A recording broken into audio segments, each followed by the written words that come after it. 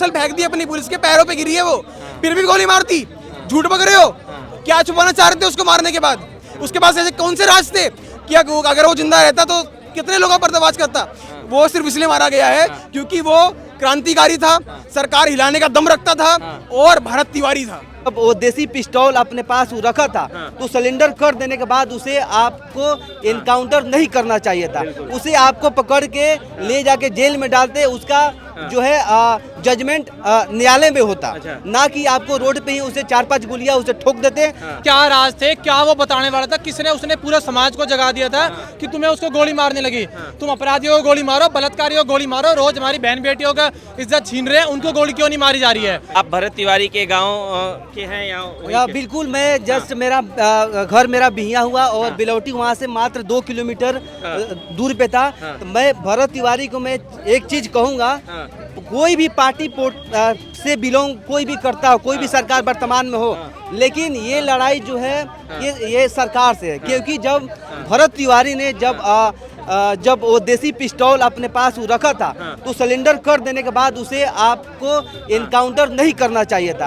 उसे आपको पकड़ के ले जाके जेल में डालते, उसका जो है जजमेंट न्यायालय में होता, ना कि आपको रोड पे ही उसे 4-5 गोलियां उसे ठोक देते और हॉस्पिटल में ले जाते वक्त वो उसकी मृत्यु हो जाती है। तो ये जो सरकार की जो है ये एक बहुत बड़ी नाकामी साबित हो रही है।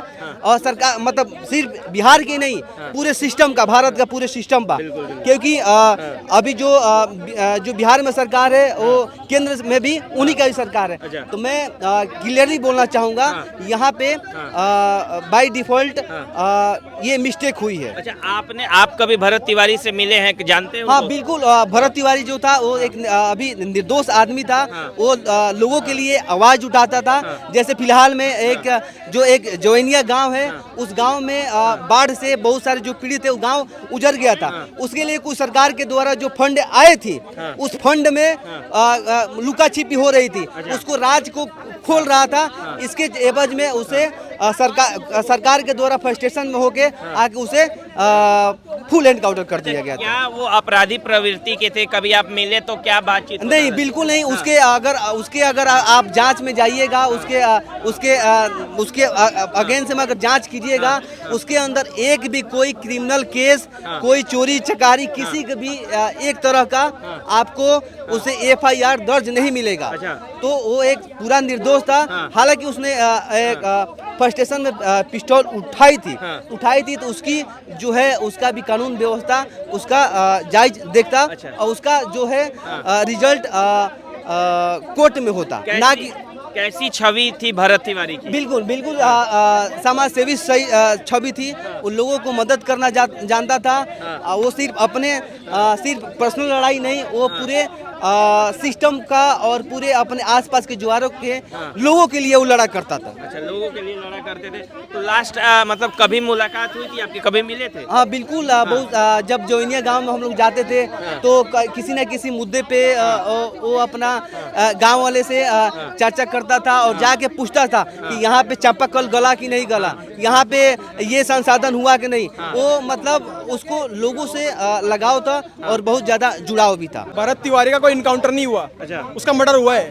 वो हत्याकांड था और न्याय देने के लिए किसी को भी नीचे उतरना पड़े, वो उतरेगा, सड़कों पे उतरेगा, आवाज उठाएगा और सामने आएगा। जब तक भरत तिवारी को न्याय नहीं मिलेगा, चुप नहीं बैठेंगे, आवाज उठाएंगे। क्योंकि जो इंसान इस देश के लिए, जनता के लिए मर गया हो ना, उसके लिए चुप नहीं बैठना चाहिए। और अगर उस इंसान के जाने के बाद भी कोई चुप बैठा है, उसे डूब के मर जाना चाहिए। कितने दलित नेता हैं जो दलितों के लिए गोली खाते हो? कितने साले AC में बैठे अपना TV देख रहे होंगे, हमारी न्यूज देख रहे होंगे। शर्म आनी चाहिए उन्हें सड़कों पे उतर जाना चाहिए था। अगर वो असली में दलितों के नेता होते तो, गरीबों के नेता होते तो नहीं। उन्हें फर्क नहीं पड़ता। उन्हें फर्क पड़ता है जब उनके हित का कोई बिल आता है, उन्हें फर्क पड़ता है कोई चटपटा मामला आ जाता है पॉलिटिक्स के राजनीति की, उन्हें फर्क नहीं पड़ता। इसलिए हम जैसे लोग हैं इस देश के अंदर जो हर एक इंसान के लिए आवाज उठाते हैं और उठाएंगे आगे भी। जिस तरह से कहना है पुलिस प्रशासन का कि वो अपराधी प्रवृत्ति का था, क्या आप भी मानते हैं कि वो अपराधी थे? अरे भैया, दलितों के लिए, गरीबों के लिए, अपने गाँव वालों के लिए आवाज उठाना अपराधी होता है क्या?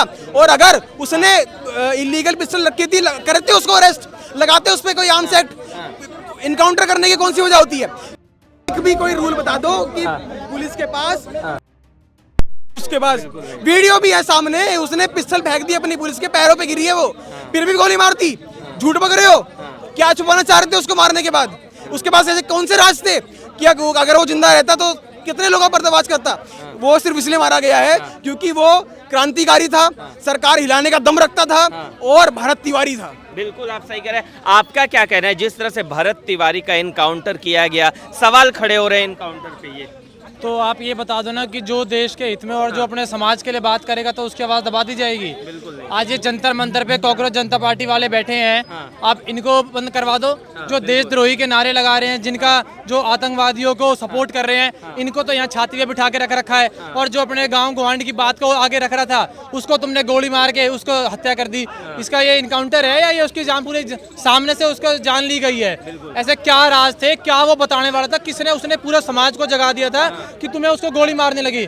तुम अपराधियों को गोली मारो, रोज हमारी बहन बेटियों का इज्जत छीन रहे हैं, उनको गोली क्यों नहीं मारी जा रही है? रेपिस्ट को गोली क्यों नहीं मारते हो? जो अपने समाज की आवाज उठाए और जो उसको आगे से आगे लेके जा रहे हैं अपने मुद्दों को, आप उनको गोली मार के जान से मार रहे हो।